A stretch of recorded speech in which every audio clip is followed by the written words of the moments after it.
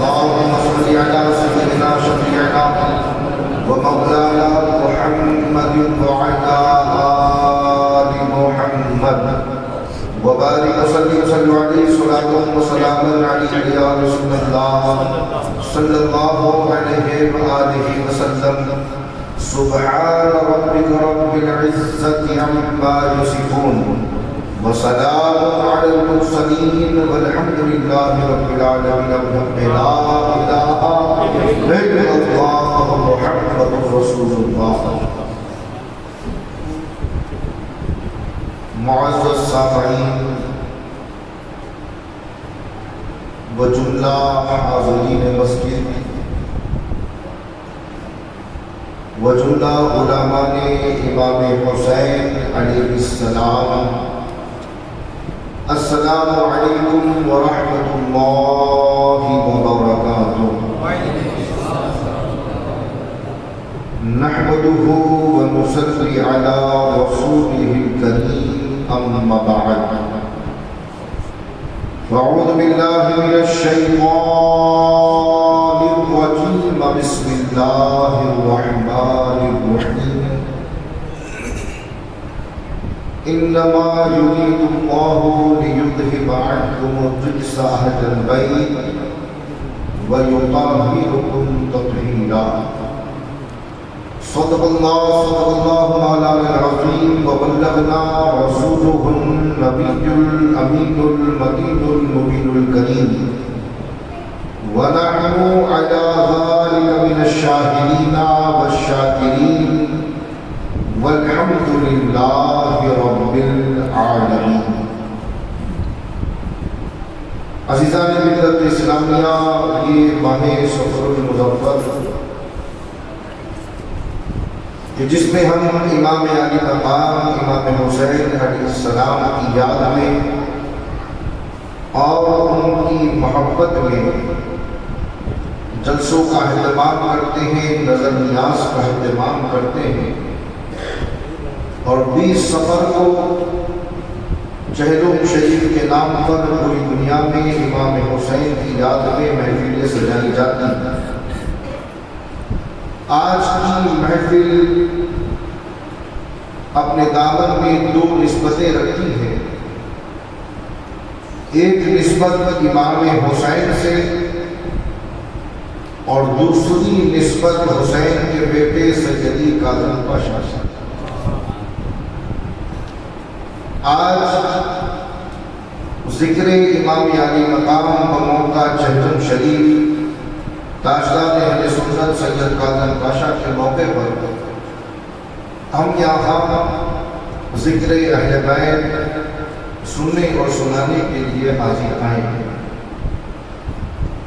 میں کوشش کروں گا کہ مختصر سے وقت میں کچھ ضروری باتیں احادیث مبارکات کی روشنی میں آپ کے سماعتوں کے حوالے کر دوں، تاکہ آپ کی بیٹری بھی چارج ہو جائے اور ہماری بیٹری بھی چارج ہو جائے.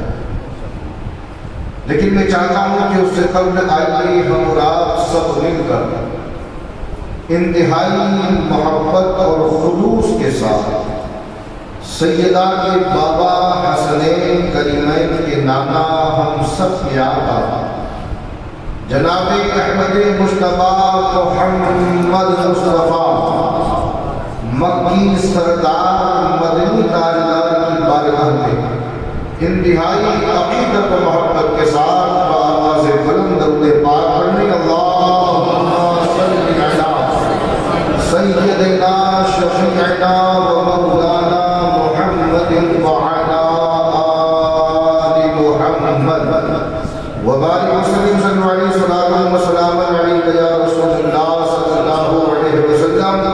پورا مجمع بیدار ہو کر نبی اور آل نبی پر اللہم صلی علی سیدنا شفیعنا و مولانا محمد وعلی آل محمد وبارک وسلم علیہ صلاۃ و سلام علیک یا رسول اللہ صلی اللہ علیہ وسلم.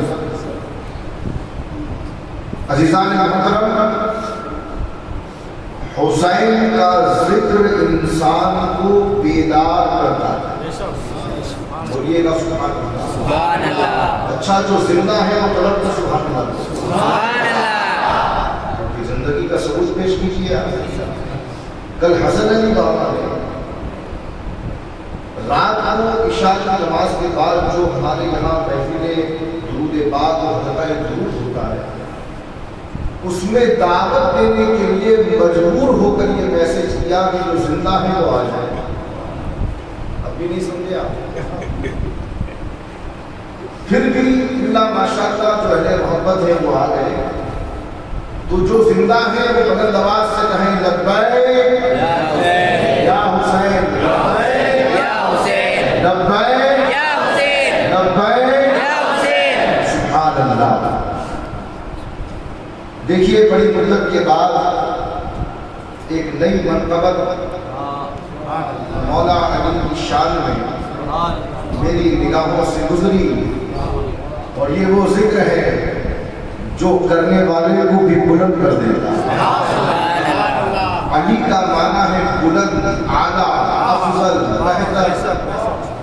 سمجھے؟ تو علی تو اعلیٰ ہے.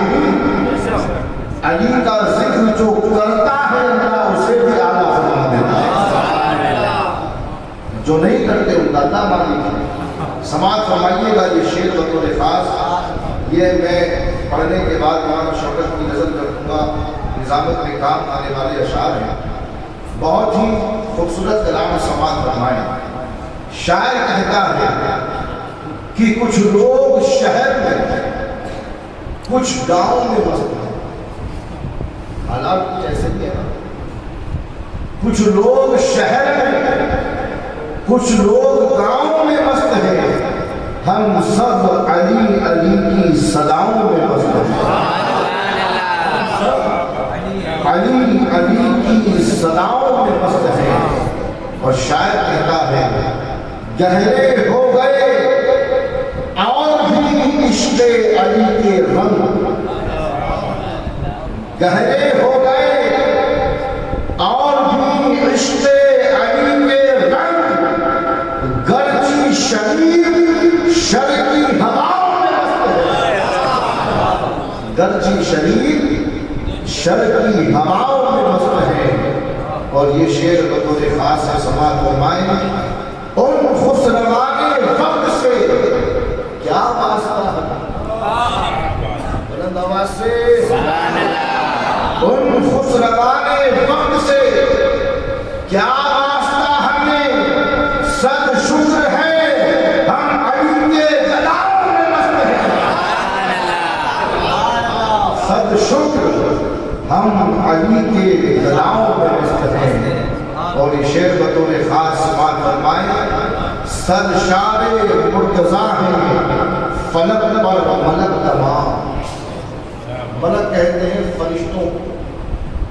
شاعر کہتا ہے سرشار مرتضیٰ ہیں فلک پر ملک تمام، جنوں بشر نجف کی فضاؤں میں مست ہیں. جنوں بشر نجف کی فضاؤں میں مست ہیں.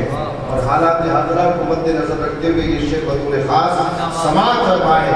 شاعر کہتا ہے ہمیں بیدار کرنے کو. فرماتے ہیں کہ اب یہ وقت ہے کہ رسم حسینی ہم ادا کریں.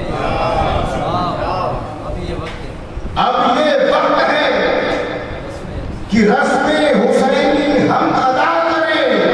ہم لوگ ہیں کہ اپنی دعاؤں میں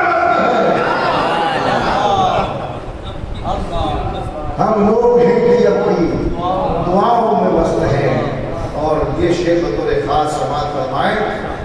خورشید زندگی کی تمازن کا غم نہیں. خورشید زندگی کی تمازن کا غم نہیں. ہم ذکر ابو تراب کی چھاؤں میں مست ہیں. ہم ذکر ابو تراب کی چھاؤں میں مست ہیں. اور شاعر آخر میں عرض کرتا ہے بارگاہ مولا کائنات میں، اور ہمیں پیغام بھی دے رہا ہے. شاعر کہتا ہے کاسے میں کیا ہے. کاسا سمجھتے ہیں آپ؟ فقیر جو لوگ لے کر چلتے ہیں اسی کو کاسا کہتے ہیں. فقیر کھاتا بھی اس میں ہے، پیتا بھی اس میں ہے. شاعر کہتا ہے کہ کہ کاسے میں کیا ہے، کتنا ملا، اس سے ہم بے نیاز۔ کاسے میں کیا ہے، کتنا ملا، اس سے ہم بے نیاز، عاجز تیری عطا کی عطاؤں میں مست ہے۔ اے مولا جو تو دے رہا ہے، عاجز کہتا ہے کہ عاجز تیری عطاؤں کی عطا کی عطاؤں میں مست ہے۔ محبت کے ساتھ رضی پاک پڑھنے اللہ سیدنا شفیعنا مولانا سلام علیہ یا رسول اللہ صلی اللہ علیہ وسلم۔ قرآن مجید کی آیت کریمہ جس میں اللہ رب العزت ارشاد فرماتا ہے بے شک اللہ ہی کا ارادہ ہے کہ وہ چاہتا ہے کہ اہل بیت سے ہر طرح کی ناپاکی کو اور ہر طرح کی برائی کو دور کر دے اور انہیں خوب خوب صاف ستھرا فرمائے۔ اللہ کیا چاہتا ہے کہ نبی کی آل سے ہر طرح کی ناپاکی کو، ہر طرح کی برائی کو دور کر دے اور انہیں خوب خوب صاف ستھرا فرمائے۔ معلوم یہ ہوا کہ علی، سیدہ زہرا پاک، حسنین کریمین یہ طہارت کا مجسمہ ہے۔ بولے گے سبحان اللہ۔ یہ پاکی کا مجسمہ ہے، نجاست ان کے قریب جا بھی نہیں سکتی۔ ارے یہ تو وہ ہے کہ ان سے جس چیز کو نسبت ہو جائے وہ پاک ہو جائے۔ ان سے جو اپنا رشتہ جوڑ دے اللہ اسے گناہوں سے دور رکھتا ہے، اللہ اسے برائیوں سے دور رکھتا ہے، کیونکہ ایسا ہو ہی نہیں سکتا کہ بندہ حسینی ہو اور مجھے گا۔ ایسا ہو ہی نہیں سکتا کہ بندہ حسینی ہو اور بے نوازی ہو۔ ایسا ہو ہی نہیں سکتا کہ بندہ حسینی ہو اور جھوٹ بولے۔ ایسا ہو ہی نہیں سکتا کہ بندہ حسینی ہو اور باطل کا ساتھ دے اور حق کا ساتھ دے۔ جو حسینی ہوگا وہ حق پرست ہوگا، حق کو۔ آج جس امام کا ذکر کرنے آئے ہیں، حضور اتنی محبت فرماتے تھے کہ اللہ کے رسول صلی اللہ علیہ وسلم نے ارشاد فرمایا من احب الحسن والحسین فقد احبنی ومن ابغضہما فقد ابغضنی۔ اللہ کے رسول فرماتے ہیں کہ جس نے حسن اور حسین سے محبت کی اس نے مجھ سے محبت کی، اور جس نے ان دونوں سے بغض رکھا اس نے مجھ سے بغض رکھا۔ معلوم یہ ہوا کہ جسے اللہ کے رسول کی رضا چاہے، یعنی جو اللہ کے رسول کی رضا چاہتا ہے اسے حسین کو راضی کرنا ہوگا۔ جب حسین راضی ہوں گے تب رسول خدا راضی ہوں گے، اور جب رسول خدا راضی ہوں گے تب اللہ راضی ہوں گے۔ رسول کی محبت حسین سے سمجھ میں آ رہی ہے بات؟ تو اگر اللہ کے رسول کی خوشنودی چاہتے ہو تو اپنے رشتے کو حسین سے قریب کرو۔ غریب نواز نے اپنی ربائی میں واضح طور پر یہ فرما دیا کہ شاہ است حسین، بادشاہ است حسین، دین است حسین، دی پناہ است حسین، سردار مدار دست در دست یزید، حقا کی بنائے لا الہ۔ ایک حدیث مبارکہ اللہ کے رسول صلی اللہ علیہ وسلم حضرت ابو حذیفہ رضی اللہ تعالیٰ عنہ بیان کرتے ہیں۔ میں نے اس حدیث مبارکہ کو اپنی محفل میں 2-3 مرتبہ بیان کیا، لیکن جو لوگ نہیں جانتے، جن لوگوں نے نہیں سنا، میں ان کی خدمت میں پیش کر رہا ہوں۔ حضور نے فرمایا، حضرت ابو حریرہ بیان، حضرت ابو حذیفہ بیان کرتے ہیں کہ میں نے اپنی امی جان سے اجازت چاہی کہ امی جان آپ اگر کہیں تو میں اللہ کے رسول کی بارگاہ میں جا کر آپ دونوں کے لیے یعنی ماں باپ کے لیے دعائے مغفرت کے لیے حضور سے کہیں۔ حضرت حذیفہ کہتے ہیں کہ امی جان نے اجازت دے دی، کہا بیٹا جاؤ۔ جا کر رسول خدا سے کہنا کہ ہمارے لیے دعائے مغفرت کریں۔ حضرت ابو حذیفہ بیان کرتے ہیں کہ جب میں رسول خدا کی بارگاہ میں مسجد نبوی میں گیا تو میں نے دیکھا کہ رسول اللہ نماز مغرب ادا کرتا۔ میں نے بھی آپ کے پیچھے نماز مغرب ادا کی۔ اس کے بعد جیسے ہی میں نے چاہا کہ آگے بڑھ کر حضور سے اپنی بات کہوں، کیا دیکھتا ہوں کہ حضور نوافل پڑھنے میں مبتلا ہو گئے۔ نوافل کی اتنی کثرت تھی کہ عشاء کا وقت ہو گیا۔ اللہ کے رسول پھر تو وظائف پڑھنے لگے، نوافل پڑھنے لگے، اللہ کی عبادت کرنے لگے۔ حضرت حذیفہ کہتے ہیں کہ نماز عشاء کا وقت ہوا، حضور نے نماز عشاء ادا کی۔ میں نے بھی آپ کے پیچھے نماز عشاء پڑھی اور دیکھا کہ فارغ ہونے کے بعد جیسے ہی حضور کھڑے ہوئے اور اپنے حجرے کی طرف جانے لگے میں فوراً پیچھے ہو لیا۔ اب حدیث کی الفاظ اور جو حدیث کا نقشہ ہے وہ نگاہوں کے سامنے رکھو۔ حضرت حذیفہ کہتے ہیں کہ میں اٹھا، دیکھا کہ رسول اللہ حجرے کی طرف جا رہے ہیں، میں پیچھے ہو لیا۔ بیان کرتے ہیں کہ میں نے ابھی اپنی زبان کو کھولا بھی نہیں تھا کہ حضور نے میرے قدموں کی آہٹ سے پتا کیا اور فرمایا کون حذیفہ؟ میں نے ابھی اپنی زبان سے حضور سے کچھ کہا نہیں، مگر حضور کا علم غائب دیکھو۔ فرماتے ہیں کون حذیفہ؟ کہا یا رسول اللہ جی میں آیا ہوں۔ اب حدیث کے اگلے الفاظ ہیں، حضرت حذیفہ بیان کرتے ہیں کہ میں نے چاہا کہ میں اپنے والدین کی مغفرت کے لیے حضور کی بارگاہ میں عرض کروں کہ اس سے پہلے ہی رسول اللہ نے کہا اے حذیفہ اپنے ماں باپ کے لیے دعائے مغفرت کروانے آیا ہے، جب میں دعا کرتا ہوں اللہ میرے ماں باپ کی بخشش فرماتا ہے۔ اس کے بعد کیا ہوا؟ حضرت حذیفہ بیان کرتے ہیں کہ رسول خدا یہ فرمانے کے بعد مجھ سے مخاطب ہوئے اور مخاطب ہونے کے بعد فرمایا یہی حدیث مبارکہ میں آپ کو سنانا چاہتا تھا۔ حضور فرماتے ہیں حذیفہ یہ فرشتہ تم دیکھ رہے ہو؟ عرض کرتے ہیں سرکار یہ تو آپ کی نگاہیں ہیں جو فرشتوں کو بھی دیکھتی ہیں، جو جناتوں کو بھی دیکھتی ہیں، ہماری نگاہوں میں وہ مثال نہیں کہ ہم فرشتوں کی زیارت کریں۔ اللہ کے رسول نے فرمایا اے حذیفہ آج سے پہلے یہ فرشتہ آسمان سے زمین پر پہلے کبھی نہیں آیا، آج پہلی بار آیا ہے اور اللہ نے اس فرشتے کے ذریعے مجھ پر سلام بھیجا ہے اور یہ خوشخبری دی ہے۔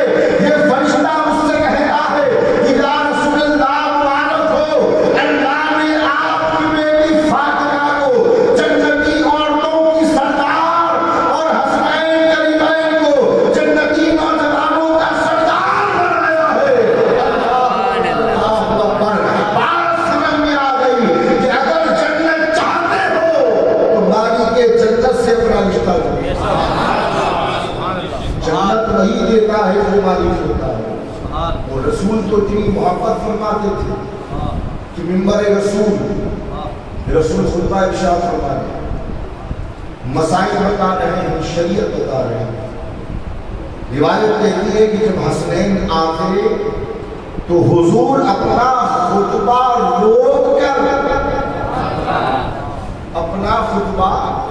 روک کر منبر سے نیچے آتے حسنین کو اٹھا کے ان کے چہرے پر بوسہ دیتے اور صحابہ سے فرماتے صحابہ سنو یہ میرا بیٹا حسین ہے، میں بھی اس سے محبت کرتا ہوں، اللہ بھی اس سے محبت کرتا ہے، اے صحابہ تم بھی اس سے محبت کرو۔ یہ مقام تھا امام حسین کا، اور خطبہ بھی کوئی مولانا یا کوئی پیر صاحب نہیں دے رہے تھے، خطبہ رسول خدا دے رہے تھے اور خطبے میں شریعت بتا رہے تھے، مسائل بتا رہے تھے، لوگوں کو بتا رہے تھے کہ نماز کیسے پڑھی جاتی ہے، زکوٰۃ کے احکامات کیا ہیں، حج کے احکامات کیا ہیں، پڑوسیوں کے حقوق کیا ہیں، رشتہ داروں کے حقوق کیا ہیں، شوہر کے حقوق کیا ہیں، بیوی کے حقوق کیا ہیں۔ اب یہاں سے الٹا میں تمہیں دے کر کے جا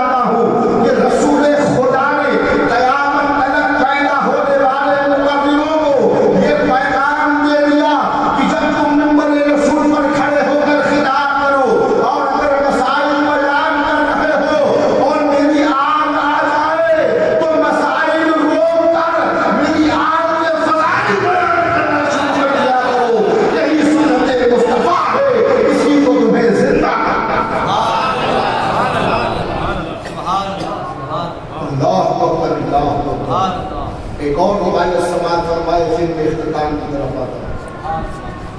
حضرت ابو ہریرہ صحابی رسول بولے سبحان اللہ، بیمار ہو گئے، بستر پر لیٹے، ایک ملعون آیا جس کا نام ہے مروان بن حکم، کہتا ہے ابو ہریرہ تم میں ہر خوبی اچھی ہے مگر تمہاری ایک عادت ایسی ہے جو مجھے پسند ہے۔ حضرت ابو ہریرہ نے کہا کہ کون سی عادت پسند ہے؟ مروان بن حکم کہتا ہے کہ تم حسین سے بڑی محبت کرتے ہو، مجھے یہی ادا تمہاری پسند ہے۔ ابو ہریرہ کا عشق دیکھو، بستر پر آرام فرما تھے، بدن میں طاقت نہ چھن کے کھڑے ہو سکے، بدن میں سجد نہ چھن کے ہل سکے، مگر جب آلے نبی کی توہین سنی، آلے نبی کی گستاخی کو سنا، بستر سے کھڑے ہوئے اور جلال میں فرمایا مروان بن حکم سن لے، جس حسین کی محبت کی عنوان کرتا ہے، میں نے رسول خدا کو دیکھا ہے۔ ایک مرتبہ ہم سفر پہ جا رہے تھے، میں نے دیکھا کہ راستے میں رونے کی آواز آئی، رسول اللہ نے پوچھا کون بچہ رو رہا ہے؟ لوگوں نے کہا سرکار آپ کے شہزادے حسنین کریمین رو رہے ہیں۔ اللہ کے رسول کا دل تڑپ اٹھتا ہے، آپ فوراً آئے، اپنی بیٹی سیدہ کائنات سے کہا بیٹا کیا معاملہ ہے، حسنین کیوں رو رہے ہیں؟ بس کرتی ہے بابا راستے میں پانی ختم ہو گیا ہے، ہمارے پاس پانی نہیں ہے، حسنین کو پیاس لگی ہے، پیاس کی شدت انہیں رلا رہی ہے۔ اب رسول خدا کی محبت دیکھو، صحابہ کو مخاطب کر کے فرمایا اے صحابہ اگر کسی کے پاس پانی ہو تو دو، میرے بیٹے حسنین پیاسے۔ یہ وہ لوگ ہیں جنہوں نے جام شہادت جب نوش کیا تو بلکہ سوکھا۔ کربلا کی پیاس امت بھلا نہیں سکتی، لیکن اب اس وقت تو بچے تھے، تڑپ گئے رسول خدا۔ فرمایا صحابہ اگر کسی کے مشکیزے میں پانی کا ایک قطرہ بھی ہے تو لے کر کے آئے۔ پانی ختم ہو گیا تھا، پھر بھی صحابہ فرد محبت میں آگے بڑھے، اپنا مشکیزہ پیش کیا۔ اللہ کے رسول نے مشکیزے کو اٹھایا، منہ پہ لگایا، پانی میں انہیں کر الٹا کر کے دیکھ رہے ہیں کہیں پانی نکل آئے، لیکن پانی جب نہ ملا رسول خدا کی آنکھیں سے پار ہوئی، اپنی بیٹی فاطمہ سے کہا فاطمہ حسن کو میری گود میں پیش کرو۔ پردہ اٹھایا گیا، امام حسن کو گود میں لیا اور لینے کے بعد روایت کہتی ہے کہ اللہ کے رسول نے اپنی زبان حسن کے منہ میں ڈالی اور پیاس کو اٹھایا، پھر حسین کو ڈالا، اسی انداز میں حسین کے منہ میں زبان ڈالی، ڈالنے کے بعد حسین کی پیاس کو اٹھایا۔ حضرت ابو ہریرہ کہتے ہیں اے مروان بن حکم تو جس حسین سے محبت کرنے کی بات کرتا ہے، میں نے رسول خدا کو دیکھا ہے جب حسنین پیاسے ہوتے تھے تو مصطفیٰ اپنی زبان مبارک سے یہ پانی پلایا۔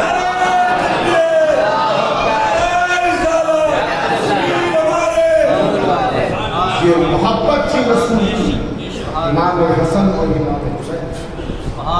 آخری ایک نکتہ اور گفتگو تمام، مجھے پھر نیاز کا بھی ہے تمام۔ امام اعظم ابو حنیفہ طرف پر بولے سبحان اللہ۔ آپ سب حنفی ہیں یا نہیں؟ حنفی ہیں نا؟ اس کو ماننے والے ہو؟ امام اعظم کو تقلید کس کی کرتے ہو؟ امام اعظم کی ایک مشہور زمانہ کتاب ہے فقہ اکبر، کیا نام ہے بولو؟ فقہ اکبر۔ اس کی شرح لکھی ہے ملا علی قاری نے، اس کا نام ہے شرح فقہ اکبر۔ ملا علی قاری کا شاہ عبدالحق محدث دہلوی کے استاد،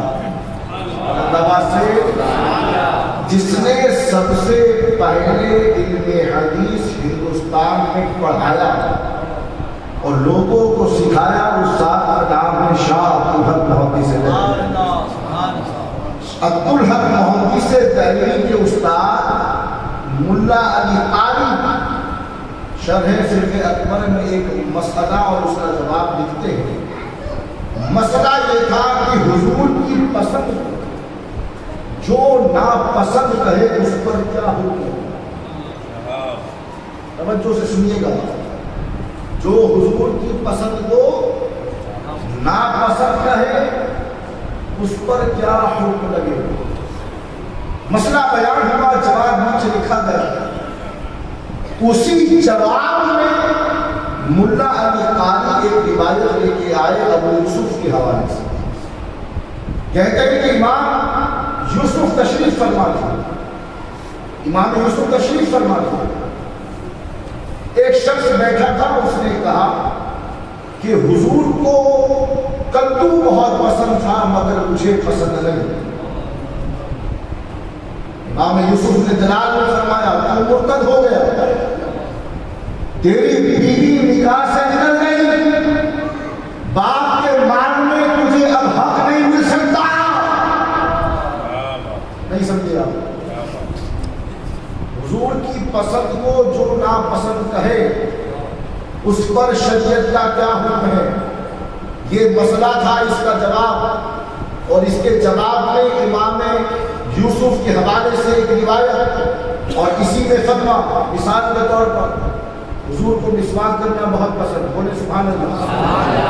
اب اگر کوئی کہے کہ حضور کو مسواک پسند تھا مجھے پسند نہیں، دوسری مثال لے لو، حضور کو کھجور بہت پسند، کوئی کہے کہ حضور کو کھجور پسند تھا مجھے پسند نہیں، حضور کو زیتون بہت پسند، کوئی کہے کہ حضور کو زیتون بہت پسند تھا مگر میں تو نہیں کھاتا، مجھے اچھا نہیں لگتا۔ اسی طرح حضور کو اگر کوئی چیز پسند ہو یا ہے اور اگر کوئی اس کا انکار کر دے تو اس پر شریعت کا کیا حکم لگے گا، یہ مسئلہ ہے۔ اور اسی کے جواب میں ملا علی قاری شرح فقہ اکبر میں لکھتے ہیں کہ امام یوسف تشریف فرما تھے، ایک شخص آگے بڑھا اور کہتا ہے اے یوسف، حضور کو کدو بہت پسند تھا یعنی لوکی، لیکن مجھے پسند نہیں۔ اب اس شخص نے حضور کی پسند کو ناپسند کہا، امام یوسف نے آگے بڑھ کر فتویٰ دے دیا کہ تم مرتد ہو گیا، تیری بیوی نکاح سے نکل گئی، باپ کے مال میں تجھے اب حق نہیں مل سکتا، تم میراث میں حقدار نہیں۔ اب سمجھ میں آئی بات کہ مسواک حضور کو پسند، زیتون حضور کو پسند، کھجور حضور کو پسند، کدو حضور کو پسند۔ اب یہاں ٹھہر کر ایک نتیجہ میں نکالنے لگا ہوں کہ حضور نے کدو کو چاہے جتنا ہی پسند کیا ہو مگر اتنا تو پسند نہیں کیا جتنا حسین کو پسند کیا ہے، جتنا حسن کو پسند کیا ہے، جتنا فاطمہ کو پسند کیا ہے، جتنا علی بن ابی طالب کو پسند کیا ہے۔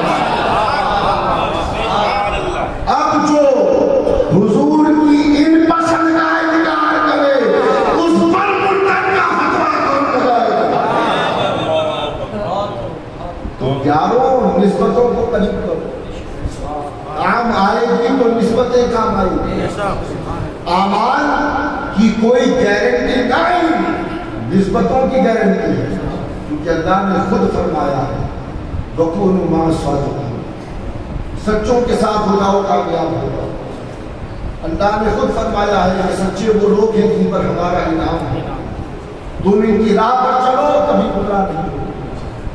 کیا سمجھے آپ کہ نبی کی آل، نبی کا خاندان اور نبی کا گھرانہ یہ وہ گھرانہ ہے کہ جو جڑ جاتا ہے اللہ اسے بھی بلند فرما دیتا ہے۔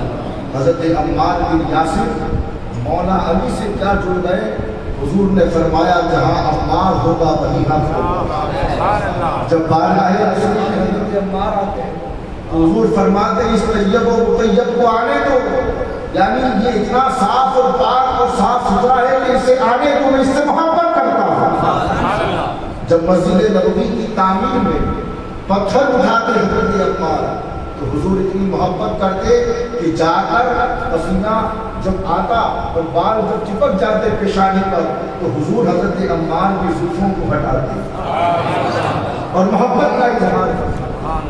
تو جو نسبتوں کو قریب کر لیتا ہے، جو اہل بیت رسول کے دامن کو پکڑ لیتا ہے، پھر اللہ کی رحمتوں کا اس انداز سے نزول ہوتا ہے۔ اور آج جس شخصیت کا ہم ذکر کرنے آئے ہیں، جن کے چہروں کے موقع پر، وہ ہے تاجدار اہل سنت سید کاظم پاشا رحمۃ اللہ۔ میں نے یہ چہروں کا پروگرام اس لیے نہیں رکھوایا کہ ان کے مریدوں کو خوش رکھیں یا ان کے مرید ہم سے راضی ہو جائیں، ان کی مرضی ہے محبت کرے یا نہ کرے۔ یہ دلی تعلق ہمارا بھی تھا حضرت سے، کہ حضرت جب بھی آتے تو فرماتے کہ مجھے بھائی جان کی بڑی یاد آتی ہے۔ کیا محبتیں تھیں ان کی، کیا شفقتیں تھیں ان کی۔ اور آج کے دور میں تو کاظم پاشا کی بہت ضرورت ہے، کیونکہ اس دور میں ناصریت اور خارجیت کو اگر کسی نے منہ توڑ جواب دیا ہے تو وہ سیدی کاظم پاشا۔ دو الزام ان پر لگے ہمیشہ۔ ایک تو یہ کہ آپ اعلیٰ حضرت عظیم البرکت مجدد دین و ملت امام احمد رضا خان فاضل بریلوی رحمۃ اللہ تعالی علیہ کو نہیں مانتے، یہ بات جھوٹی ہے۔ کاظم پاشا نے جس ادارے میں تعلیم حاصل کری ہے وہ ادارہ لکھنؤ کا نہیں، وہ ادارہ بریلی کا ہے۔ منظر اسلام میں تعلیم حاصل۔ اور دوسرا الزام یہ لگا کہ آپ گستاخ صحابہ ہیں۔ میں کہتا ہوں نہیں، آل نبی یعنی گھر والا کبھی در والوں کو توہین نہیں کرتا۔ اتنا ضرور ہے کہ علی کی محبت اور غوث کی محبت ان پر غالب ہے۔ اور وہ فرمایا کرتے تھے کہ لوگوں عقیدے کی حفاظت چاہتے ہو اور اگر رافضیت اور خارجیت سے بچنا چاہتے ہو تو آپ نے جملہ ارشاد فرمایا کہ ناصبیت اور خارجیت سے اگر تمہیں بچنا ہے تو علی علی کرو، اور اگر رافضیت اور شیعہ سے تمہیں بچنا ہے تو یا غوث کرو۔ غوث اعظم تمہیں رافضیت سے بچائیں گے اور علی کی محبت تمہیں خارجیت اور ناصبیت سے بچائیں گے۔ عزیزان محترم، ابر رحمت ان کے مرکز پر غور باری کرے، حشر تک شان کریمی ناز برداری کرے۔ وعلینا بالبلاغ المبین۔ السلام علیکم۔